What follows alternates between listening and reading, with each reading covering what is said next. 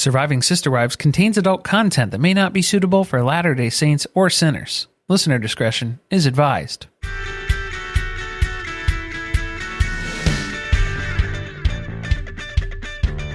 Hi, y'all. This is Carly. This week we were joined by David and Allison of Pop Psych on YouTube and the Shrink Wrapped podcast to talk about Sister Wives and the Brown family. We picked each other's brains for almost 2 hours talking about the Brown family, their dynamics, and even everyone's favorite reality TV show therapist, none other than Nancy. You can listen to the first half of the episode here, but be sure to check out part 2 on the Shrink Wrapped podcast. We'll be back next week, resuming our rewatch of Sister Wives with Season 13, Episode 1. Enjoy! This is Corey and Carly from Surviving Sister Wives. Thanks for joining. Thanks for listening. We're doing a fantastic crossover here with Shrink Wrap, Dr. David and his wife Allison from Pop Psych. And we're going to be talking Sister Wives today. I know we came hot off the heels of our look back and talk back episodes that we've been recapping. So I guess we can kind of take this as a look back. How you doing? How is everybody doing? State of the listenership, the viewership. We have to do a mental health check for everyone after these episodes. But welcome. Thank you for joining us and being a part of this monumental moment for us. In Sister Wives history? I guess so. Yeah. We're excited. Yeah, thank you for having us. Yeah. This is so fun. Good, Sister Wives super fans come together. Yes. Love it. And we are armchair psychology fans as well. So I think we're going to have an interesting conversation. We're both rooted in, we have plenty of trauma over here. So, like, I feel like that gives us a nice base for conversation. Yeah, it's a good starting point. Yeah, it's good. And because that's where people are like, whoa, wow, you guys are so funny. You're so funny. And it's like, yeah, it's a coping mechanism. Like, that's what nobody wants to say that, but that's what it is. So maybe we'll talk. We got some big topics. We had a couple things that we wanted to cover, questions, concepts, things just to kind of, to see how things are going, to see where we're at. Again, we're just checking in, mental health awareness, and making sure that everybody's okay. But we wanted to start with kind of a level set here.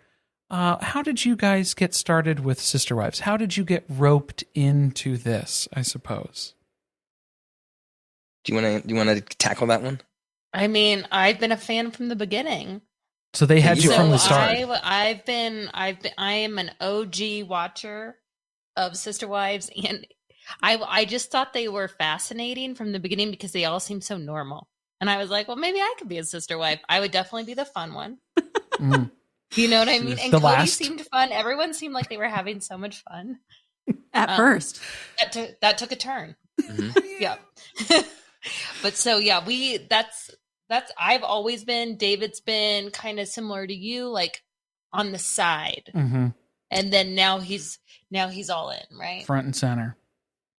So I started the Pop Psych channel, and I did that for like 2 years, and Alice was like, you should really review Sister Wives. And I thought, nobody watches that show and no one would care if I did a reaction to Sister Wives. And then like finally she convinced me to do a reaction when Christine asked for the divorce. Yes. And it turns out there's a lot of people that do watch Sister Wives and that do care. So then it became my biggest concern is that it's become too much of my channel is Sister Wives centric. Yeah, so I'm a begrudging fan. It has turned into its own beast, hasn't it? Oh, yeah. It really has. Yes. Let me tell you, it's a stark difference from when we started in January of 2020. That was start of season 14, and that was when at the premiere episode, everybody on Twitter was like, why is this show still on? Like, cancel this show. This is terrible. Where's Pillow Talk for 90 Day Fiance? Like, everybody was just so upset that Pillow Talk was delayed an hour. It was every single week. Why is this show on? Hundreds of tweets. But then it got good. And so, yeah, that was where it was like, oh, guys, yeah, we just needed to hang in there a little bit longer. And we made it. We finally got to the content that we've all been waiting for.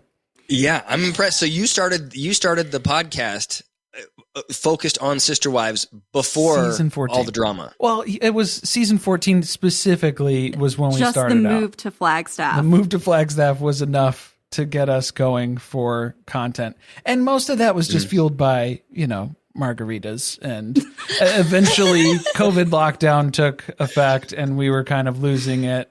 And it was just jokes that were thrown around the house on a regular basis to kind of keep our sanity going as well. So we owe Mary a lot of apologies for the many fictionalized stories that we made up during season 14, just out of pure boredom of watching them move. It's true. Yeah, this was the stage of Sister Wives where it was kind of create your own storyline because there wasn't really anything to watch. So we just kind of had to make stuff up and come up with different theories and things like that. Some of them have stuck. Some of them have panned out and have actually rang pretty true.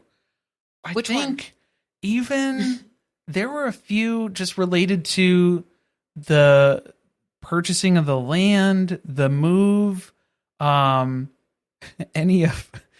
Mary had a bunch of drama about moving from Vegas, and then it was a couple different spots that she was in when they first moved to Flagstaff, which we were like, this isn't going to last.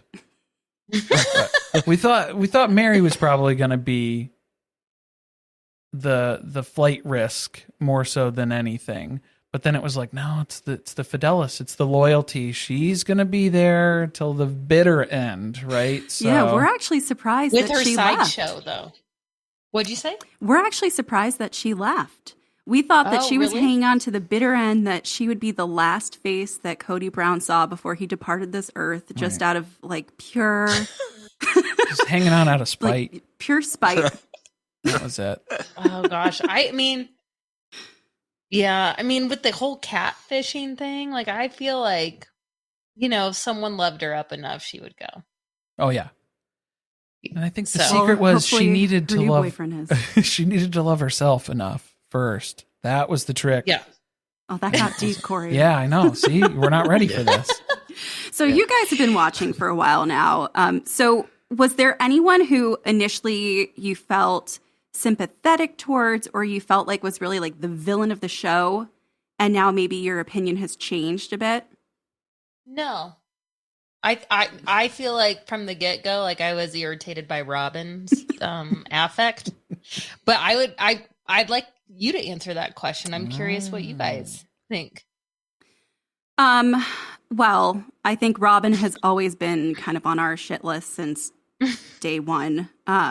We've always felt she was very manipulative, which is interesting because I think a lot of the audience did not feel that about her in the early seasons. And it's really been an evolution of watching more of her on camera. And as the family has started to fall apart, or has fallen apart at this point, the way she's reacted to things, now their opinions of her have changed. I think at first we felt like Cody was more of a Michael Scott type character. Like he was kind of like fun in that, like he wanted to be the center of attention. And now it has really devolved into the mask slipping. And we really feel that he is a full-blown narcissist. Again, I would say because I was going to say with absolutely no education behind that. That's armchair assessment. I think you said no, but I think I misread Robin and Cody. And I didn't watch, just from watching. I started at season, what would have been the very end of 17 and then 18. Right. I've just watched the season where Christine said I'm out. Yep. And at that point, I thought in all of the family interact when they all get together for their sort of meeting of the minds, on the porch or, whatever that Mexican restaurant. Yeah. I always felt like Robin was the most sort of emotionally aware to start. And I was sympathetic. I don't know. So why does everybody hate Robin so much? And then my audience, I don't know if you know this or not, but the Sister Wives audience is really intense. They're a very aggressive group. If you, heaven forbid, you don't have the right interpretation, not only do you not read the show correctly, but you're a bad husband, you're a bad psychologist, you're a bad father. I mean, so I heard a lot of feedback that I perhaps had misread Robin. Okay. And I also thought, as Michael Scott's a good example, or a good sort of, icon for how I viewed Cody originally. I thought he was just an absolute, cringy goofball. Mm-hmm. And he's sort of evolved into, I think he's just evolved into a monster. And I don't, I can't, I've said this 100 times on our channel. I can't make any diagnoses if I haven't met the person. But from if you were to look at the DSM and look at the diagnostic criteria for narcissism, and then look at his behavior on the show, there's a heavy overlap. So at least what TLC shows you, I think, fits the diagnostic criteria pretty well. Yeah. I do think it's funny that people kind of came for you with that read of Robin at first, because I do think that a lot of the audience has been there, and maybe they don't quite recall that point in time when a lot of people were viewing Robin differently. But that has really been an evolution over the past few seasons, where there has become a consensus on her being manipulative. Well, I think they started editing into that more too. So it's from the storytelling, from the actual broadcast component here. I think that they kind of leaned into that a little bit more in the past few seasons, where they aren't being as forgiving with the edits towards Robin and Cody. So she is getting kind of more of a villainous edit, where she's either coming off as completely clueless, which that was kind of her defense for the longest time, was that, I'm not savvy enough to be in everybody's business and know what's going on. But then she was always kind of like low level involved in everything, though, or trying to get in the middle of people interacting. So it was just always kind of an interesting dichotomy as far as what she was saying versus what was actually happening. And so those are the things that were like the red flags for me that went off very early, the alarm bells for that. So it was just noticing some of those trends throughout the years to then kind of point it in that direction. Yeah. I was thrown by she never seems to get it. Like, if you just want to be like, hey, Robin, what's happening around you right now? In the last couple seasons, it's like she has no idea what the dynamic is. Feels like that. And so it sort of has evolved from me from thinking, oh, she's the most emotionally aware because she would like attend to emotions at some level, to then she's missing everything. And I'm wondering, is she on the spectrum, to, oh, maybe she's maneuvering and manipulating everybody and she catches all of it. And she's just, what's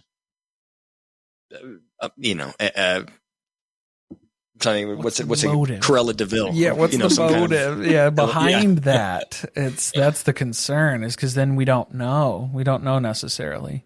Yeah, and something else that's been brought to our attention by some of our listeners is that, like, in the community, in religious communities, especially fundamentalist communities, that there is for women more acceptance in terms of the way they react to certain situations through confusion. Like, that's one way that is acceptable.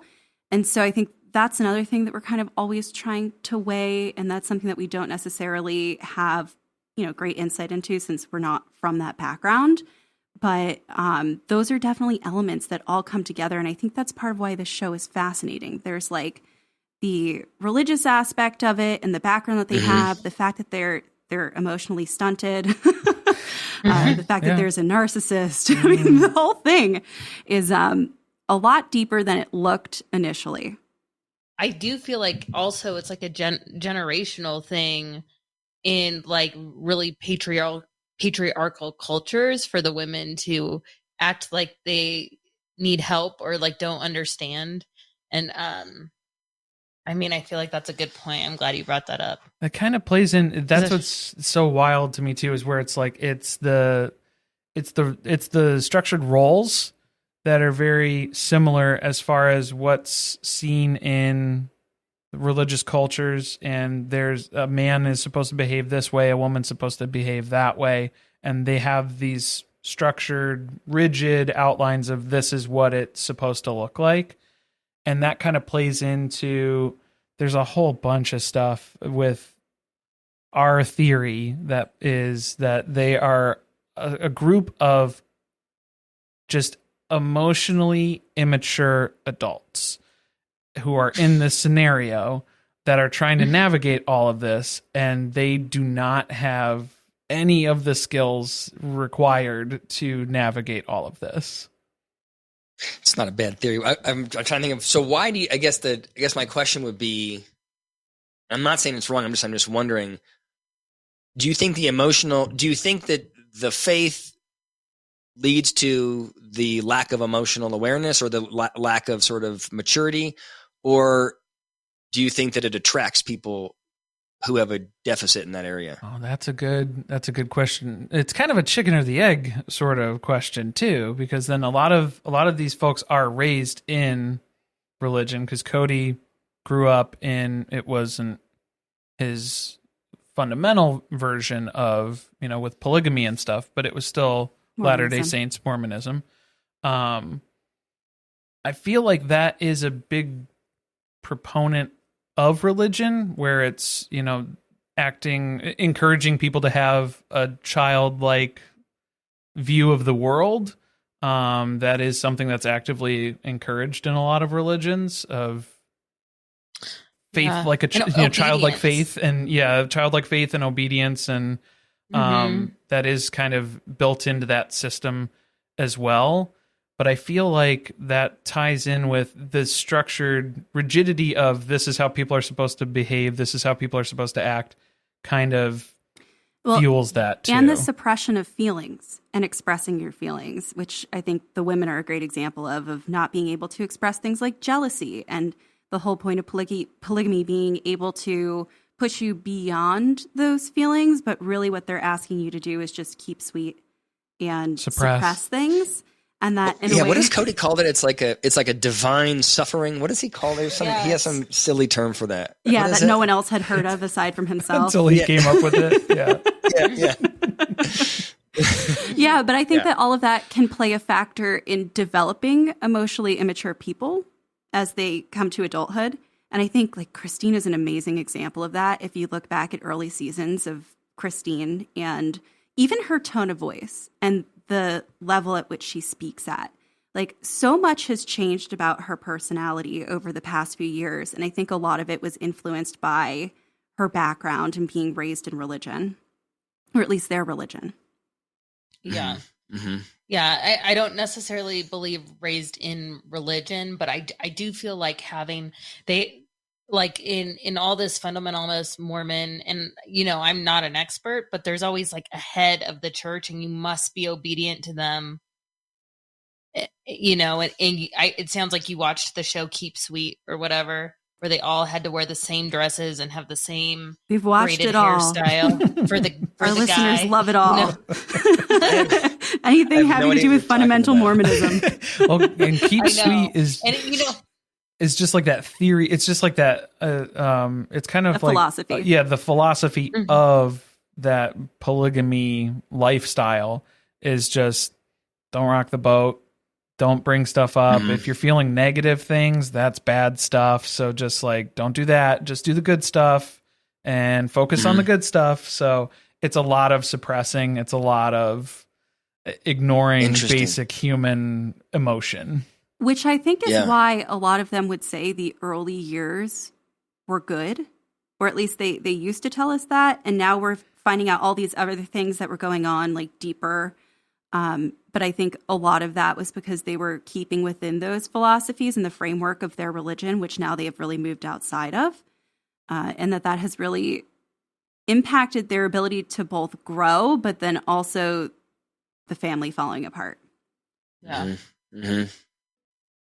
I think it's interesting that like none of the kids want to, like, they all have fond memories of being brought up in like this big house, but none of them want to replicate that, which is interesting. Because like when you think of your childhood, if it's good, not traumatic, but if it's good, like you're like, I want to, do the same things for my kids, and Yeah, I don't believe them. I don't buy it. I don't think the kids had a positive experience. And I mean, I think that they, when they're asked, how was your childhood? I think they're reflecting on, are you happy with your brothers and sisters? The answer is like, yeah, because they're being nice. But did you feel loved and supported and known by your parents? I just can't believe there's just too many of them. Some of the moms. Like, it feels impossible to me. Yeah, were all your needs met by these emotionally immature people? Probably not. That's hard. Well, yeah, and I think it's an unfair question to even ask them because they don't even know, like, what is that fulfillment? And did I get it? Yeah, I guess because I'm here, I'm okay. Navigating adulthood on my own now. So it's good. And it's like, well, I don't know. Is it? Yeah. Is it, guys? Yeah. But your dad didn't come with you to surgery. Was that cool? Like, it could have been better, probably. And there's room for growth. Yeah, you can improve on a few things, probably. Mm-hmm. But so, I mean, by that definition, then, like, is it functional? Like, maybe it was functional, and I think that's what they're answering yes to. Is it's like, did that work? Yeah. Yeah, I survived. I'm here. But is that fulfillment though? I feel like that's different. And then I don't know. It just came out, and you guys probably knew this, but I didn't know this. Like, Caleb, Maddie's husband, was his sibling or something. He's Cody's brother-in-law. He's Cody's brother-in-law. Like, it's just so the family small. trees. Yeah, the family trees in general. And he's like 10 or 12 years older than her. Not that that's terrible, but also, like, did she have an opportunity to see other people, like, outside of it? We were a bit relentless with some of the jokes related to both of those topics. Okay. I mean, I missed that. There were implications that were made that may or may not. Allegedly. Yes. Allegedly. He's not very popular in the sister wives community in terms of if we were going to... Wait, Caleb's not? Yeah, if we were going to line up husbands... what's wrong? Hold on. What's wrong with Caleb? I like Caleb. Tapering. Well, I don't know that it's like at a personal level. It's more of the age gap between him and Maddie and the whole genesis of their relationship. It was kind of like disturbs people a bit. Grooming-esque sort of. Let's not put an accusation out there. Not an accusation. It felt weird. He said esque. There was an essence of a whiff of something else that could have been. It could have looked a certain way. So he was involved in her or with her. Not in her, with her. I don't know. I can't confirm or deny. Before she was 18. Yes, before she was 18. I think that they were talking to each other pretty significantly when she was either 16 or 17. At least 16. And he's, I think, about 10 years older than her. Oh, he's 27. That is gross. It was kind of, when you put it into that context, because now it's like, okay, but it's like, if you put it into the context of where it was, it's kind of like, oh. And the speed of the relationship, which tends to be a pattern on the show. Yeah. Yeah, we haven't really had a good track record with that. They want to make out. That's right. God wants us to make out. Well, Robin gave them the purity speech, so they're just following the rules. Right. The one that bothers me the most is Tony. Oh, he bothers everyone. Tony. Yeah. Oh. Because I feel like Tony, I'm not making accusations also, but he looks like he's always has just ripped the bong and he's on camera to me. David, really? Doesn't he? No. Yes. Doesn't he always got that look? Spirit. Yeah. It's just, Got the spirit. Yeah. He's got it. We think that Tony gets a bad rap, especially because of the background on the lead up to their wedding and some of the things that he said in that process that people really didn't like. But I kind of feel like he and McKelty are really into trolling the audience, or at least they used to be. I don't know if they are now. I think now they kind of still do on Patreon. Looking for a paycheck. But... a little bit here and there. Yeah. No, he doesn't have a great relationship. First of all, I am so impressed with your sister wives' knowledge. Me too. Like, you know what he's doing on Patreon. We're in there. Oh man, yeah. They just did an interview with Aspen a couple months ago. Well, that was a while ago. That was a while ago. That was like when it first started. Their Patreon, yeah, their Patreon. No, he's playing chess on TikTok. He always invites me to watch his streams. It's great. Not personally. Not personally. I mean, like he invites I thought the it was page. like No, like I'm not BFF. Because like I really want Mary to ask, like when she does her streams, I want her to say like Allison's on. Oh, you can't say anything when she is streaming. She will block you. Strict rules. She blocks everyone on Mary's Instagram. Oh, Have you heard this? It's a no. Tell you gotta create a burner just in case you accidentally get blocked. She blocks people by the hundreds. Just down the list. I don't know if she has been lately as much because then she's been opening up. She used to have these rules where you weren't allowed to ask questions about the show. You weren't allowed to. There was a bunch of different things that you weren't allowed to do as part of her stream. And then if you did those things, you would immediately get banned. But now I think they're realizing they had Jen on for the Talk Back episode. And now they're realizing with Friday with Friends, if we talk about the show, it's kind of like a little talk back segment. So they're kind of dipping a toe in that. And that's kind of what Friday with Friends is turning into, where they're willing to talk about stuff from the show a little bit. We need more talkbacks.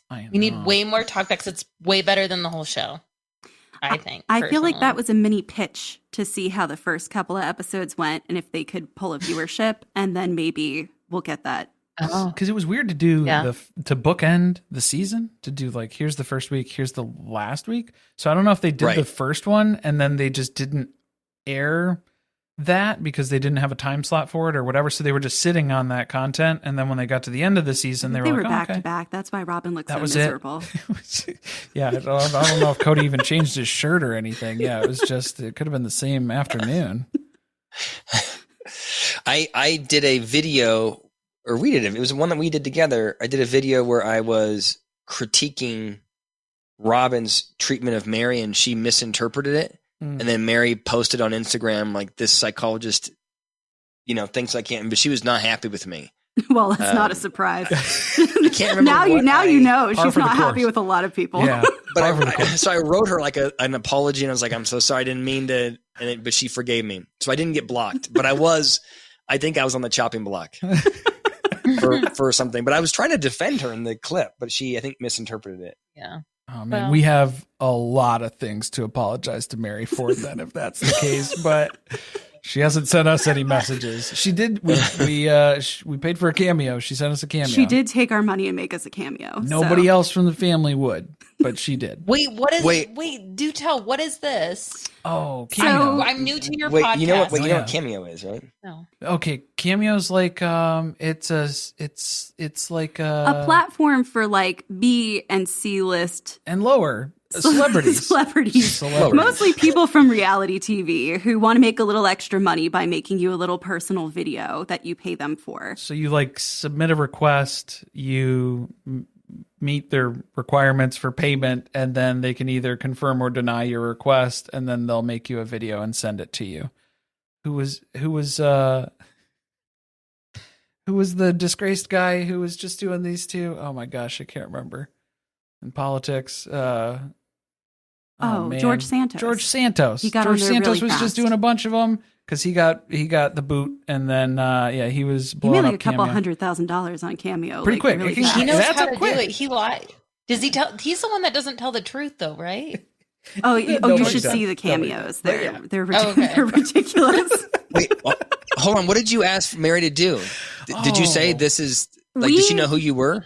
I think she did, but we asked for New Year's advice because we learned we had to be very non-controversial in the things that we asked her to speak about. And not show related because we were abiding by the Friday with Friends rules, even though it wasn't Friday with Friends. This was a cameo. This was a service we were paying for, but we still wanted to, don't rock the boat. And she recommended us a book to purchase. I think it's like a workbook that I guess this is how she's gone through her personal growth over the past few years. It has to do with all those like seminars and things she pays to attend. And I can't remember for life the woman who wrote the book. Oh yeah. It was Danelle, one of her go-to recommendations there for a while. And then it was the book of, and it was then journaling, affirmation type stuff. Yeah. It was some book on that. She talked about it quite a bit. It was like a minute long. But we got Oh my denied gosh. from everyone else on the cast. Yeah, well, I think we did an official request for Christine and Janelle, which they were like, "Oh, it can't be because it's sister wife stuff." related.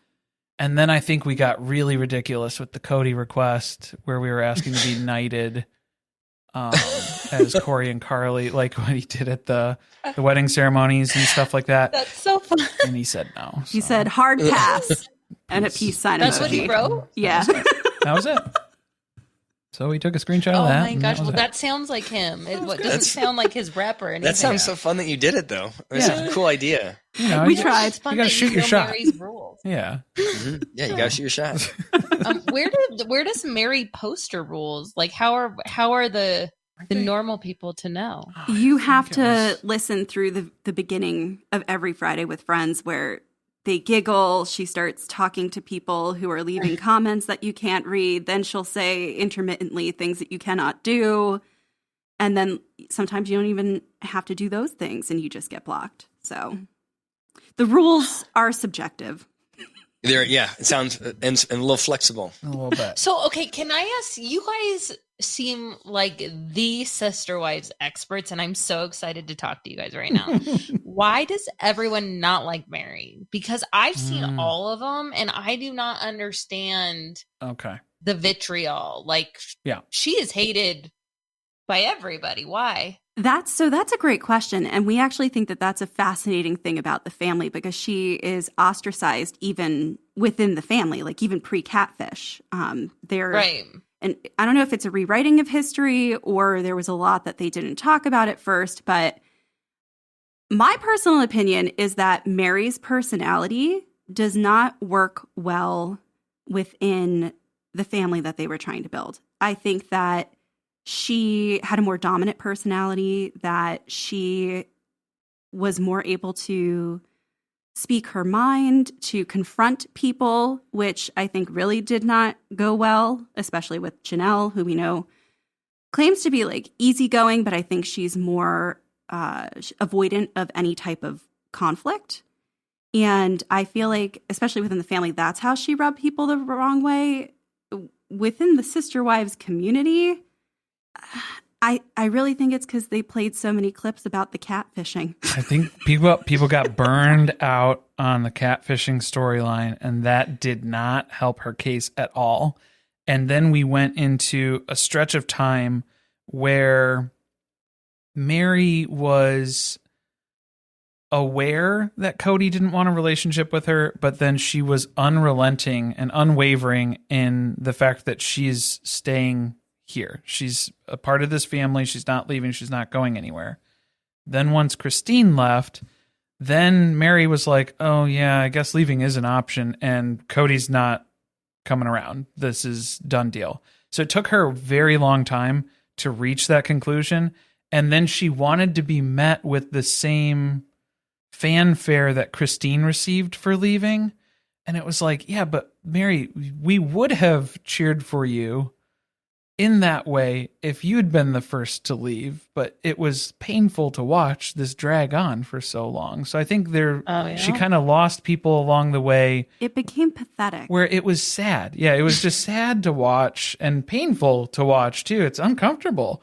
And it's hard to get through that, but to then turn to the fandom and say, why don't you cheer me on the way that you've cheered Christine on? And it's like, well, there's a reason. It's because that kind of came from a place of this needs to happen and this is what's going to happen.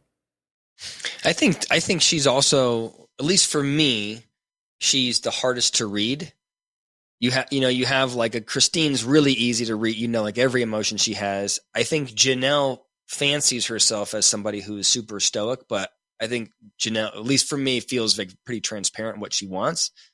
Whereas I think with Mary, you can see that she's in pain, but she's not good at articulating that. And you can see that she's angry and she's not good at articulating that. And you can see that she's sad and she's not good at articulating. You know what I mean? And it's like, she's like this, she doesn't want to show much vulnerability. And simultaneously, she's someone that makes you sad when you watch her because you know what she's going through. And so I think the lack of transparency makes her hard to relate to. you know. I think she is one of the most fascinating people on the show in terms of like watching her. I don't know if we want to totally call it growth, but watching her throughout the years has been very, very interesting. And there's not as much conversation about her or around her as there is Cody, Robin, and even, more recently Christine with her leaving. Mm-hmm. Yeah, I think I can imagine for TLC, she's hard to make fun to watch. You know what I mean? Like you just put Cody next to a puddle and his top's off and he's going to roll around and talk about his six pack. He's very easy to make entertaining. Whereas I think Mary's not. And as a consequence, it's hard to edit her in a way that it's flattering. It's flattering. Yeah. And so it's always just like this kind of crappy, another shitty thing's happening to Mary and she's not acknowledging that it's shitty. You know what I mean? Gotten a little better with like making self-deprecating jokes, which it did lighten up. We had a what we refer to as the marathons this season, and we did enjoy the marathons because there was a good stretch there where she's like, "Stand by your man. Everybody's telling me to leave Cody, but nope, I'm not gonna." And that was her angle. That was the storyline, was that I'm sticking with Cody no matter what. And then it was like, dude, but maybe try, come to the realization here that there are other options. And then she did finally realize this season, but it took a good while to get there, to land that plane. Yeah. Yeah. She's been saying some funny things like about the turkeys, which I listened to your episode about the turkeys today, which was, that was hilarious. Yeah. I think that's, yeah, that's funny. It's the Mary songs. Yeah. So it has evolved, but I think like we've had it where we watch them and we go like, oh, I didn't know Mary had a sense of humor. Yeah. Because like you just don't see it for so many seasons. It's just, she's just so sad. Yeah. I think I think all of you guys are right. So who is your favorite character, or who do you identify with the most on the show? A hard one. I feel like I like Janelle. I like kind of like the no bullshit aspect of her personality. She was also the first one to kind of call, hey, this paperwork shuffle between Cody and Robin and Mary, I think this is going to potentially change things in this family, which, Cody was like, oh, no. As long as Mary and Robin keep acting the same, then nothing will change. Again, no accountability from his perspective of even putting that out there, that as long as I continue to act, correctly, then things will be smooth sailing from here on out. What would you say? Oh, I think the person that I relate to the most on this entire show is probably Gabriel. And the fact that he's so sad. It's sad. We're now. going back to the trauma. Well, this is sad. Yeah, this is sad. But I think we're about to jump into, on our rewatch, we're about to start season 13. So this is going to be like the move to Flagstaff and that pitch and everything. I don't think I will ever get over the raw deal that they left Gabriel with as part of this, where they were in this huge family where if you want to go to college, you have to get your scholarships because we can't pay for everybody to go to school. So you guys, you got to make sure that you're doing everything that you need to do to make that a possibility. He was on his wrestling team. He was basically scholarship bound. He was all set up in high school. And then a year before graduation, they go, oh, we're going to pick up and move to Flagstaff. So all of your seniority, all of the stuff that you built up this entire life that you have going for you in Vegas, we're just going to hit the reset button on it real quick right before your senior year. And picked him up, dropped him off there, and left him with, okay, what the hell do I do now? So he started taking community college courses where he was getting credit. And I think he graduated from high school early with like an associate's degree too, or something like that. So it was just like school. He just poured himself into school. Which Cody knew nothing about. Cody knew nothing about until like the week before he was going to graduate. He's like, yeah, that's what I've been doing all summer. So I don't know what to tell you. But like, I don't know. Why just did they move? The sheer disconnect. There's a bunch of theories around the move too. But just having that much, just that level of like a straight disconnect of everything that's been going on. And then we're only seeing more of it now with the COVID rules and all of the separation that's come from that too. But oh my gosh, why did they move to Flagstaff? There's been the biggest theory that people have is it was because Dayton was going to college and that Robin didn't want to leave him, and he wanted to go to, or he got into this school in Flagstaff that had a lot of, extra help for him, and that it was, something that I think Cody already wanted to move, but this was the thing that kind of propelled it forward and then also helped them to pick a location ultimately. We thought it was going to be St. George in Utah because that's where Robin has a lot of family. They wanted to go back to Utah, but then as we'll see in season 13, polygamy was still a felony there. So it was the timing didn't line up based on Cody's interpretation. But the housing market in Vegas was high, as high as it's ever going to get. About to decline. The arrow's never going to go above this level, ever, ever, ever. So we need to sell these houses right this second, right now, and get out, even though they've like doubled and tripled in value since they got out. But, who's to say? Who's to say? So sad for Gabriel. Oh, I didn't realize that. I feel like I missed that. I need to go. We need to do a rewatch. Oof. Yeah. There's a lot to watch. Oh, there's a lot to go. Who do you resonate? Who resonates most with you? I think Janelle. It used to be Christine, but I think I resonate most with Janelle. And you know how people do like, who are you on Sex and the City?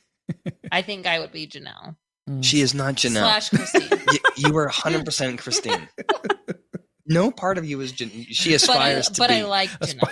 Yes, she aspires to be Janelle. She is not Janelle. I'm most like Christine, but I like Janelle. Yeah. Yeah. 100%. I feel, Who are you?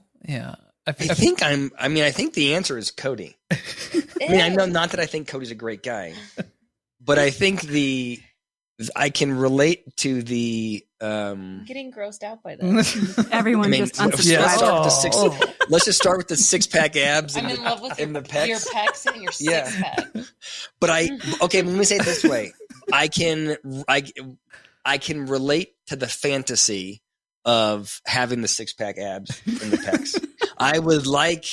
I can imagine liking having 4 women, all of whom tell me I have nice pecs and the 6-pack abs. I can relate to the, I do think, maybe not in the last couple of seasons, but I think if you go back to like in season 13 or even season 6 or season 1, any of those, like whenever I watch like intermittent episodes, I think he's super cringy and an absolute goofball, but I do feel like, I think he's well-intended. I think his impact's a nightmare. I think he's super selfish. I think he has no awareness of how he's, affecting the people around him. But I think he's well-intended, and he's just a guy that like loves attention and wants the spotlight. And like I can relate to the desire to be, this person that everybody in my family adores. I hope I don't show up like Cody, but I can. There's that quality. I feel like the disconnect that happens with Cody specifically is where he wants the adoration, he wants the respect, he wants the attention, but he doesn't want any of the responsibility that goes along with that. He just wants the good stuff. Just the good stuff, nothing else. I don't want to put anything into this. I don't want to work on any of this. I just want to get things out of it that I want when I want them, which that again ties back to just an emotional immaturity level of that's, a toddler-esque way, remember I said esque, I'm not making an accusation, a toddler-esque way of navigating the world as an adult. Well, I think that's where it becomes clinically significant, right? There's a lot of people that, but I think a lot of people would like to be the center of attention and would like their family to adore them and would like all these things. But he has deluded himself into thinking that what he brings to the table is so significant and so important and so valuable that the family is lucky to have him and they should be loyal and show him a lot of deference and respect. Right. I don't think he's thinking, oh, I'm going to be lazy and not, take care of my daughter or attend to my son. He's thinking, you see how much I'm doing and how great I am? All that. And I have a six pack abs, a nice chest, right? Like I think that's the lens that he views the world Janelle's through. apparently really into it. He has never showed us the 6-pack abs. We don't know. In the pond. In the pond? Against that was a couple years ago, man. That was pre-COVID. Can we trust pre-COVID footage? Pre-COVID. Yeah. I mean, you've watched more of it than I have, but I felt like every episode up until maybe season 17, I thought Janelle always said, I'm not interested in sex with Cody. Like I'm okay with that part of my life being shut off. And then now season 18, and she is, a lady in a freak in the sheets, right? Like I feel like there's a big hasn't there been a sort of sexual awakening for Janelle, at least as far as how the edit is made? Yes. In Cody's perception. Also, I think part of it's a rewriting of history on Cody's part. It's a big part of it. There is actually an episode in an earlier season where they talk a bunch about the awkwardness of their relationship together. And even like getting a peck in the driveway is kind of uncomfortable for them. So it's weird to have gone from that to now this version of like, she's sex crazed and all she wants me for is my body are two very different people. Yeah, they used to play by pretty women rules. There was no kissing allowed. And that was kind of how they navigated their lives. So he's teasing. It was before we put a rumor out there. Basically, that was what was going on, right? I think sounds like a good read to me. Yeah. Yeah. I wonder if he said to her, just as a side note, I would love, back to how I can relate to Cody. I would like it if I was like, yeah, Alice and I don't get along, but she's sex crazed. When I drive into the driveway, she can't make it through the day without. It is how it is. Yeah, just like that's how Allison. Yeah, that's the part of Janelle that resonates with you, right? That's what you were saying earlier. Yeah. Oh my gosh. All right, everybody, that's it for part 1 of the crossover. Make sure you swing on by to the Shrink Wrapped podcast made by the husband and wife from Pop Psych, the YouTube channel, where you can catch part 2, where we continue our conversation and get in depth about therapy, Cody and Robin's relationship, narcissistic collapse, and much more. We'll be back next week, kicking off our rewatch of season 13 with episode 1. We'll see you then.